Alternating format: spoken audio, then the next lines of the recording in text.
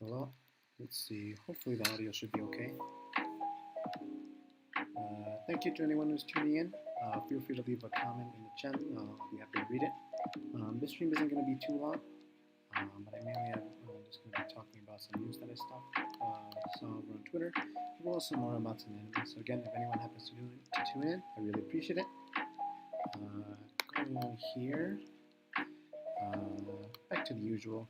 We have some. I do want to, like I said, it's not going to be too long a stream because she has her stream right now, and I believe Aruru has a stream later as well as Shazu, so I'm going to be trying to tuning in for that. So I'm just going to mainly briefly cover some of the anime that I'm on right now. Just let me check how the audio is on the stream. Give me 1 second.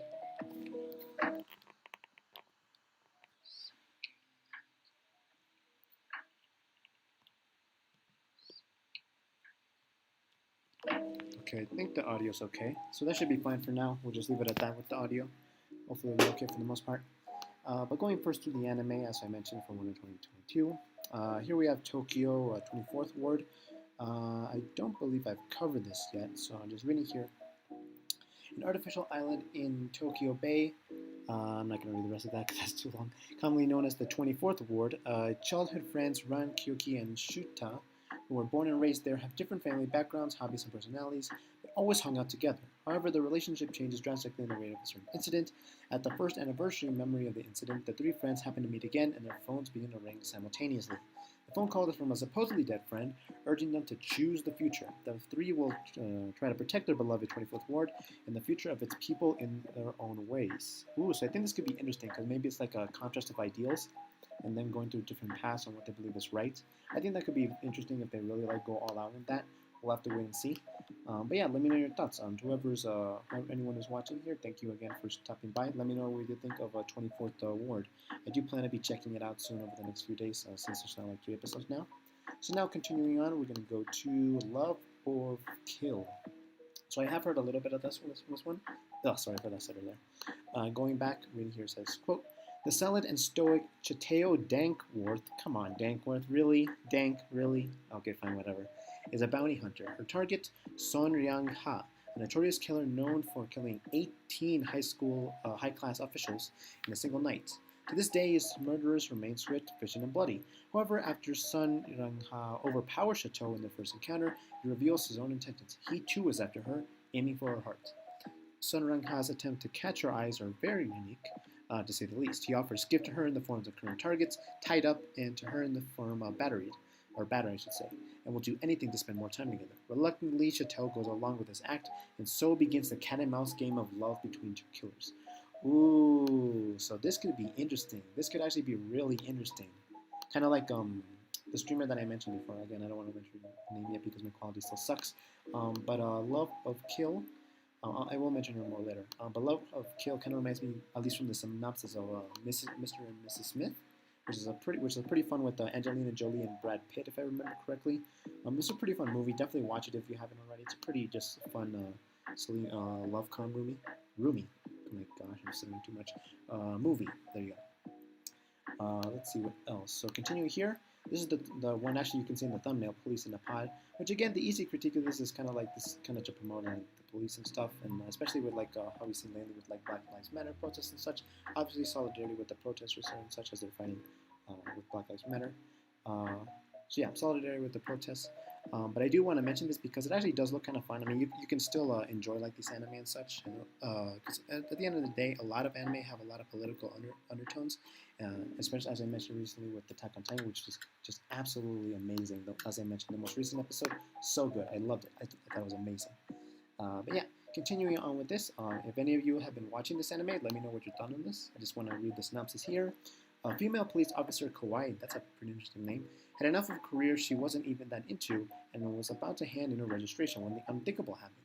She met the new female director of her station, and after spending a little more time with this gorgeous role model, interesting, Kawaii realized that maybe she isn't quite done with being an officer after all. So again, this is in part like, should be just a fun show, but I guess you could argue like along with the slice of life comedy, it does kind of like promotes the police and such, which is fine. Like I said, a lot of anime have political undertones and you can still enjoy it regardless. One of the more recent ones, I did mention Attack on Titan recently. Also, slime. When a reincarnated has a slime, has pretty notable political undertones. Like especially when especially in the most recent seasons, I'm super hyped for the movie, and hopefully we get another season 2. But the most recent season had them like literally, like helping and protect our refugees after what happened. So yeah, I'll probably talk about slime more when it comes back because it's a really fun anime. Definitely watch it if you never check it out. Reincarnated as a slime. It's an amazing isekai, one of my favorite isekai out of the many that are out there, because there are many, believe me. But yeah, so let me know your thoughts on that. Feel free to post in the chat and such. But now continuing on with this one, Orient, which has a kind of interesting look to it. Reading here, oh my gosh, the description is long. All right, hang on, let me get some water first. Hope you're all having a good day, by the way. Feel free to let me know in the chat your thoughts. Continuing here, 5 years ago, Musashi made a promise with his friend Kohiro Kanemaki, sorry for the bad name pronunciation, that once they grew up, they would become samurai, form a league, and go on demon-slaying quests. But since then, things have changed, with demons now being praised and worshipped by society. That could be neat. So the samurai are shunned and disgraced. Wow, that's kind of sus. Afraid of revealing his dream wait. Afraid of revealing his dream of becoming a samurai, Musashi blends into the town's dogma by becoming a miner while secretly polishing his swordsmanship. Meanwhile, despite being a direct descendant of a samurai, Koshiro gives up on his promise to his old friend. However, after saving Musashi from a near-death experience, his perspective shifts. Oh my gosh, why am I saying so much? Although still conflicted, Koshiro embarks on a journey with Musashi in the hopes of figuring out his true feelings. Fighting against all odds, the duo dives headfirst into an unknown world of beast slaying, not knowing what life has in store for them. Now, astride iron horses, the 15-year-old, really? They're 15-year-olds? Come on, man. You know Joe Biden says it. Come on, man. Like seriously though, like that's one thing that anime does a lot. Either that way or the reverse, where they'll show like a really young-looking character, make them real old, or show them a really older-looking character and make them really young. You see that in a lot of anime, not just like in these kind of like preview shots. And anyway, just continuing on. Now, astride iron horses, the 15-year-old heroes plan. This is like Ash being like 10-year-olds, especially like with X and Y, like how he's supposed to be like 10 years old. Anyway, whatever.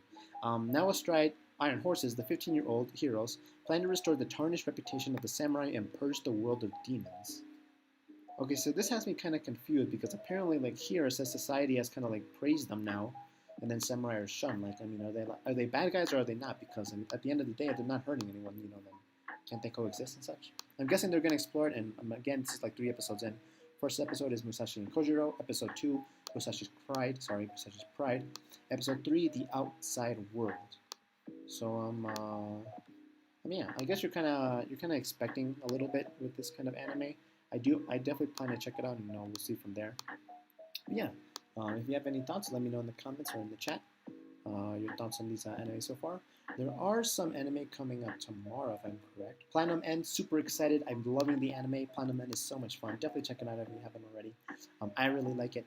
The Kodama's Lazy Life. I do want to check this out. This looks like it's pretty laid back. Ranking of Kings. This is awesome. Ranking of Kings has amazing animation. The voice acting is great. It's super wholesome. The characters are very intriguing in their own different ways.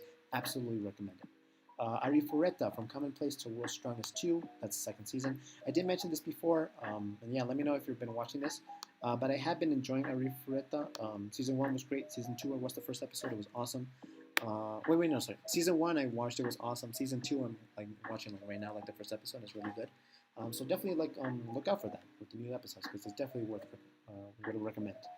Sayuki Reload 01. So this one I haven't heard. Maybe I can just read the summary here because that's 2 episodes in now. Art style is interesting. Let's see.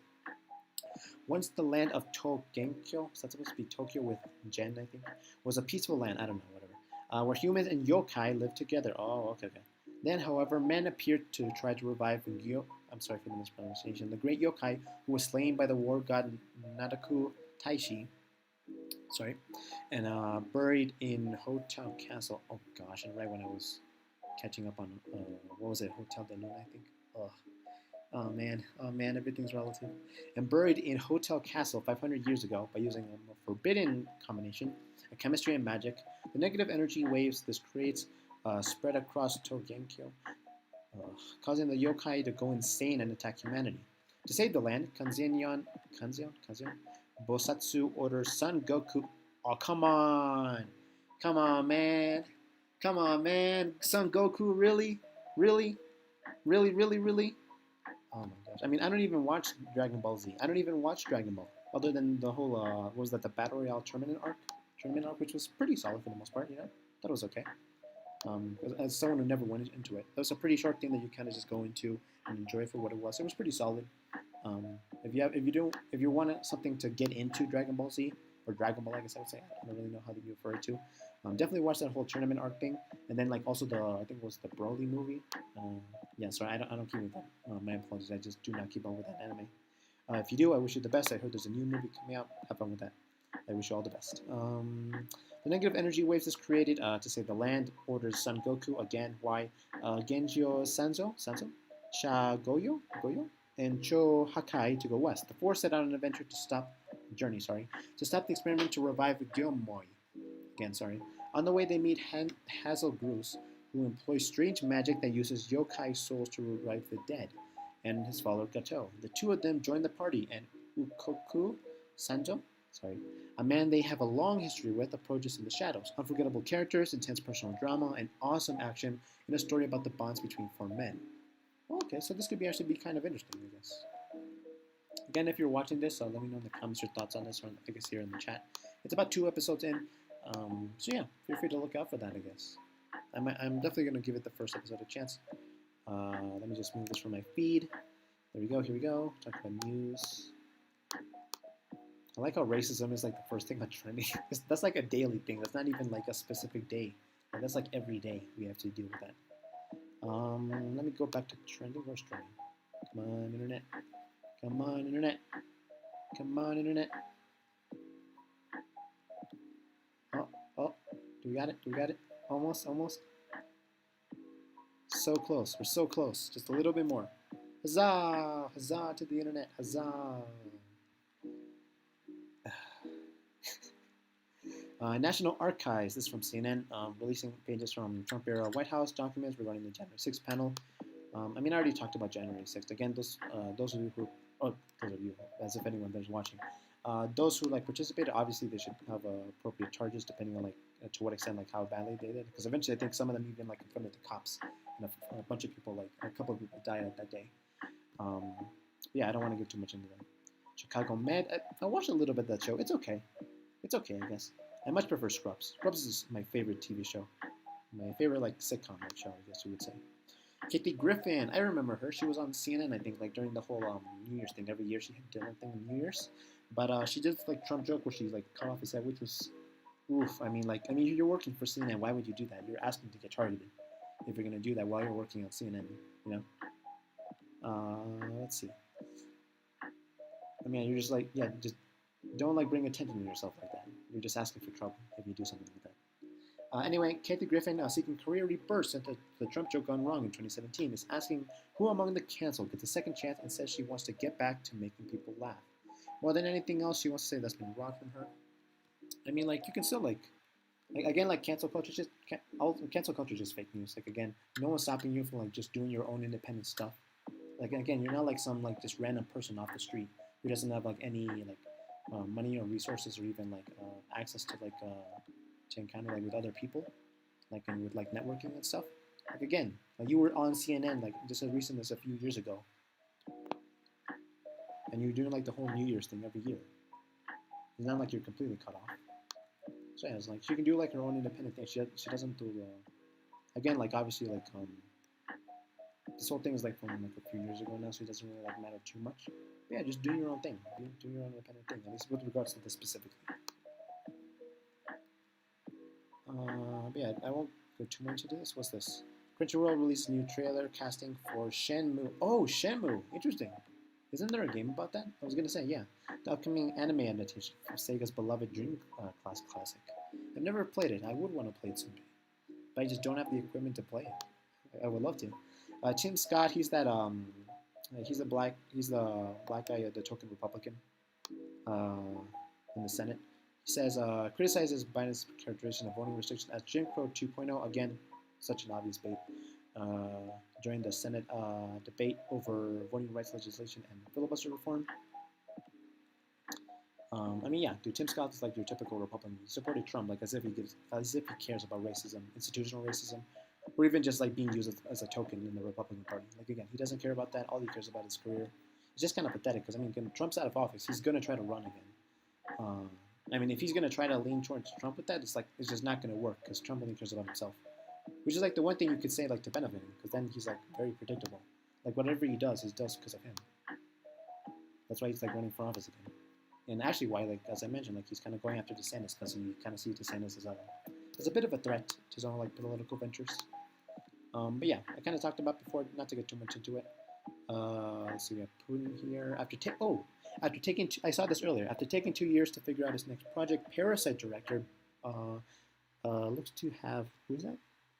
Is that not Edward Cullen? That's the character, but the guy Edward Cullen is played by, right? Oh my gosh, I can't believe I can't remember his name. Edward Cullen actor. Robert Pattinson. Oh my gosh, I hate that I forgot his name because he's actually a good actor. It's easy to say like, oh, he's the Twilight actor, but again, Robert Pattinson is actually a really good actor, and I'm actually really excited to see what he does with Batman when it's coming soon. So yeah, it's pretty cool. If you haven't watched Parasite, definitely check it out. It's its own fun movie, I guess, and also a critique on capitalism. So yeah, it's overall a good movie. Definitely check it out if you haven't already. I enjoyed it when I watched it with my family. Reading here, boycotts Starbucks. Oh, this was because I think, yeah, here from Reuters. Yeah, sorry for the stutter. Reuters. Starbucks suspends vaccine test back requirement after U.S. court ruling. Then we have some more stuff on Adderall. I mentioned Kathy Griffin. I mean, again, going back to Starbucks. I mean, again, first off, like they shouldn't be like having to, uh, if at least in general, like if they're able to work from home, they should be able to work from home because I know like a lot of like in some cases workers will have to be forced to work in person when they could just easily do their work at home. It's silly, especially of course, like I said, with the pandemic and such. Stay safe, whether it's the vaccine or masking, etc. You know, just stay safe, take care of yourself. Don't get yourself sick for something silly or like not liking a vaccine or whatever. Let's see what else we got here. Gaming with Legends Arceus. I might try this out. I do want to give it a chance. I know like some people didn't really like the Diamond and Pearl remix because they were kind of not really like going all out as to how they could have been. But yeah, this one I found interesting. From the LA Times, a Tesla on autopilot killed 2 people in California. With a driver guilty of manslaughter. I mean, it's a Tesla, dude. It's from like Elon Musk. Like he had like a bunch of his cars recalled, if I recall correctly. But I mean, yeah, Elon Musk, your typical billionaire, he's trash. I mean, if you're getting a Tesla on autopilot, like what do you expect, dude? What do you expect? This isn't the future. It's 2022. It's not the future. Adderall. Kristen Walker. Ooh, internet personality. Sorry, Christopher Walker. Why am I saying Christopher Walker? Christian Walker appears on Hassan's last Twitch stream. I haven't seen this, but since it mentions Hassan, let's see what it says. Maybe it'll be something interesting. I haven't seen this, so this will be the first time I check this out. From Hassan, big day, Christian Walker in the studio. So this was a few hours ago. I watched some other streams from earlier today, so I haven't kept up. I was mainly watching Nami's and Inori's stream earlier. Ooh. Oh, cool. Oh wait, hang on. Let me check my notification. I was gonna say because Felix is there, which is awesome. If you don't watch or listen to Chapel Trap House, definitely check them out. They're great. Same thing with Hassan and such. Chapo being definitely one of my favorite podcasts. Definitely check them out if you haven't. They're pretty good. Let's see. It's ever been in the same room. Okay. Oh, cool. So there you go. You have Christian Walker. Then you have Felix and Hassan. So that's pretty cool. I might check that out later. Maybe I'll cover it in the next room. I think that's mostly it. Let me check something from news.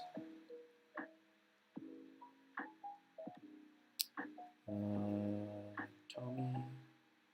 I don't know who that is. Yamichi. I don't know who that is. Oh, Boris Johnson. I heard like he was like crying recently because he got caught with the whole party thing scandal.